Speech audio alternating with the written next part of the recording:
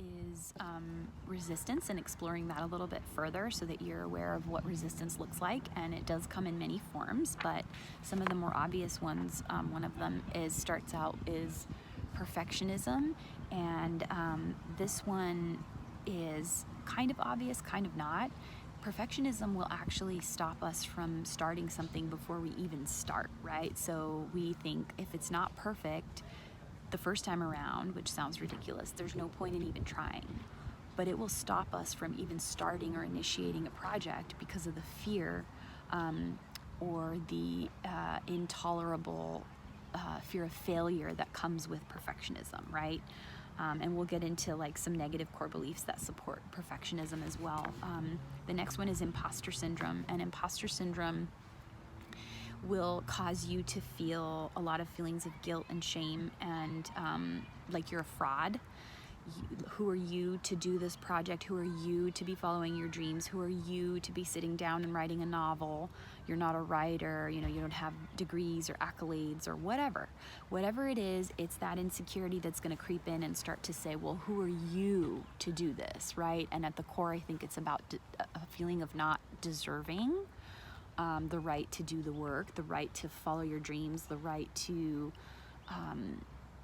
speak your truth, the right to have a voice at its core.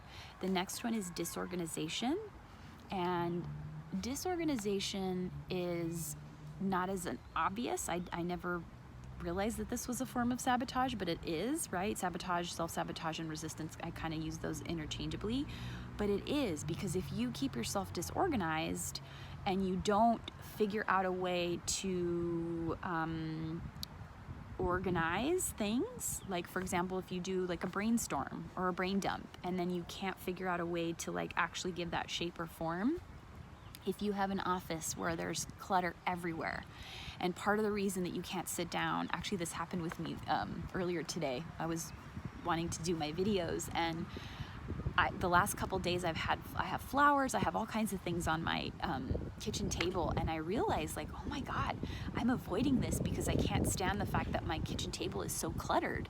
It's not inspiring, it's overwhelming, and so I'm gonna sit down and I'm actually gonna like organize this stuff so that I can actually make energetic space for me to be able to create something new.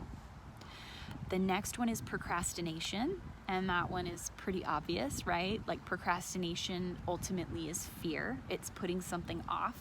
It's feeling blocked, like you aren't ready, or it's not good enough, or whatever it is, but it's procrastinating. Oh, I'll put it off till next week. I'm gonna go party, or I'm gonna go hang out with friends. I'm gonna go wash the dishes, whatever. It's, I will put this off until later, but really what it is at the core is I will put this off until I'm ready.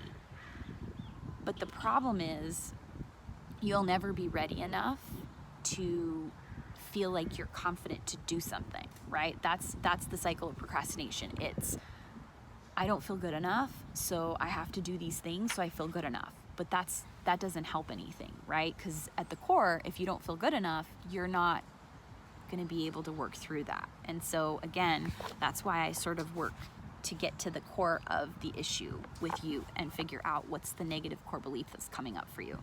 The next one is shiny object syndrome. And this is sort of like really rampant in our society, where we're just looking for the next coaching course or the next class or the next magic pill, right? Shiny object syndrome, the next magic pill. It's, I'm finally going to take this course and it's going to finally get me to do my work. I'm going to do this and it's going to finally change things.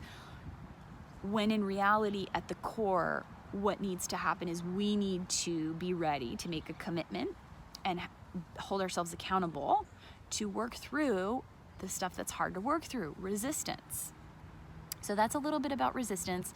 This is not an exhaustive list. There's a lot of other forms of resistance, but this is the primary, these are the primary ones that really, really start to get in the way.